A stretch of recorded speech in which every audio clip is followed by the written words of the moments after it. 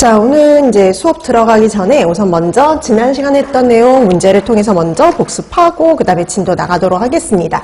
자, 우리 지난 시간에 순환기계부터 비뇨기계 일부까지 봤었는데요. 문제 그래서 딱 20문제입니다. 자, 1번부터 보시면 심장에서 혈액의 역류를 방지하는 판막의 위치는 그랬죠. 그래서 심장에 존재하는 판막은 심방과 심실 사이. 그래서 답은 4번이죠. 그래서 심방과 심실 사이, 그리고 심실과 동맥 사이에 있었죠. 자, 그래서 1번의 답 4번이 되겠고요.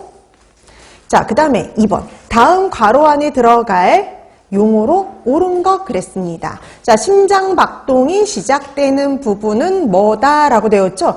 심장의 그 박동이 시작되는 부분. 그래서 우리가 박동원 또는 향도잡이라고 부르는 곳이 바로 어디냐면 동방결절이죠. 그래서 모든 건 동방결절에서 시작이 됩니다.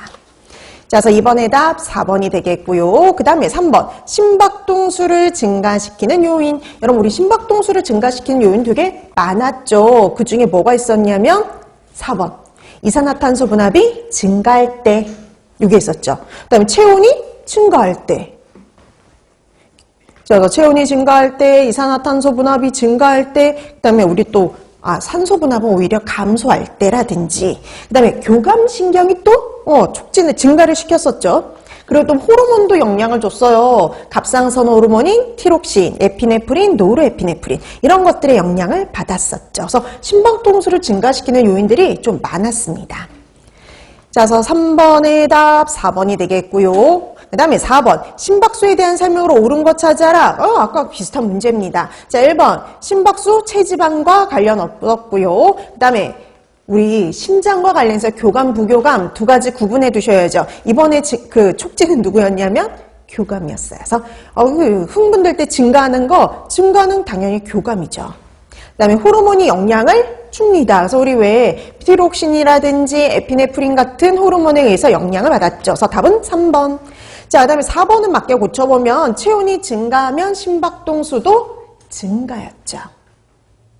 자, 그 다음에 레닌 안지오텐신 시스템 우리 공부하긴 했지만 이거는 심박수하고 관련 없었고요. 혈압을 올려주는 시스템이었어요. 자, 그래서 4번의 답 3번이었고요. 그 다음에 5번. 심전도에서 심실근의 재분극을 나타내는 파라고 얘기를 했죠. 그래서 심실의 재분극. 우리 제일 먼저 피파, 그 다음에 QRS파, T파. 그쵸? 그 순서죠. 심실의 재분극이 마지막이잖아요. 그러니까 T파. 답은 3번. 자, 그래서 5번의 답 3번이 되겠고요. 그 다음에 6번. 다음 중 혈류량이 증가하는 경우는 그랬습니다. 그래서 우리 이거 기억나시죠? 혈류량이 두 가지에는 비례, 두 가지에는 반비례였습니다. 그래서 이 중에 해당하는 거 찾아라 그랬어요. 증가하는 경우, 그쵸? 자, 그러면 우리 비례하는 애를 찾아야 되죠. 비례하는 거. 우리가 혈압의 비례였어요. 혈압과 R의 4제곱의 비례였습니다. 자, 그래서 답은 4번이죠. 그래서 6번의 답은 4번인데요. 반대로 혈액의 점성이 증가한다든지 말초혈관의 저항이 증가하면 혈류량이 감소했었습니다. 자, 그래서 6번의 답 4번. 그 다음에 7번. 교감신경과 심박출량에 대한 설명으로 옳은 것 그랬어요. 그래서 여러분 교감, 부교감 기억나시죠? 교감이 무조건 촉진, 심장과 관련해서 촉진이었죠. 자, 교감신경과 부교감신경의 상호작용에 의해서 조절된다. 그렇죠? 교감이 촉진하고요. 반대로 부교감이 억제해서 상호작용에 의해서 조절합니다. 맞는 거 1번이네요.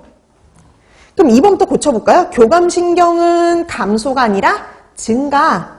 그 다음에 교감신경 심박출량 증가. 그 다음에 부교감은 억제가 되겠죠. 심박출량 감소. 그 다음에 교감신경이 흥분시키면 심박출량이 증가한다.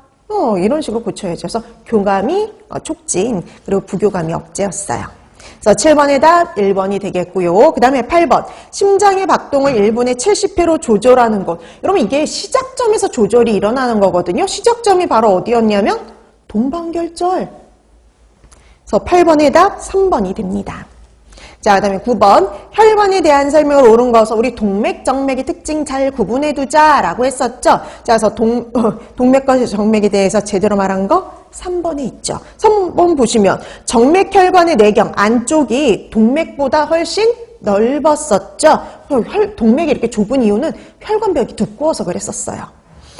자, 그래서 9번의 답 3번이었습니다. 그럼 1번부터 고쳐봐야죠. 혈류 속도 매우 느려 이동에 근육 운동이 관여한다. 이게 느린 건 정맥. 그 다음에 정맥혈관벽은 혈관벽이 근육이 발달되어서 이렇게 두꺼운 건 누구냐면 동맥혈관이었고요. 그 다음에 정맥은 압력성 혈관 하면 뭐니 해도 동맥이죠. 압력이 제일 셌잖아요. 그 다음에 동맥보다 정맥의 혈압이 높다? 아니죠. 동맥이 더 높았습니다. 자, 그래서 제대로 된 건 3번밖에 없었어요. 그래서 9번의 답 3번. 자, 그 다음에 10번. 혈관 운동 중추. 여러분, 우리 이런 생명과 관련된 심장 중추, 혈관 운동 중추 다 어디 있다 그랬죠?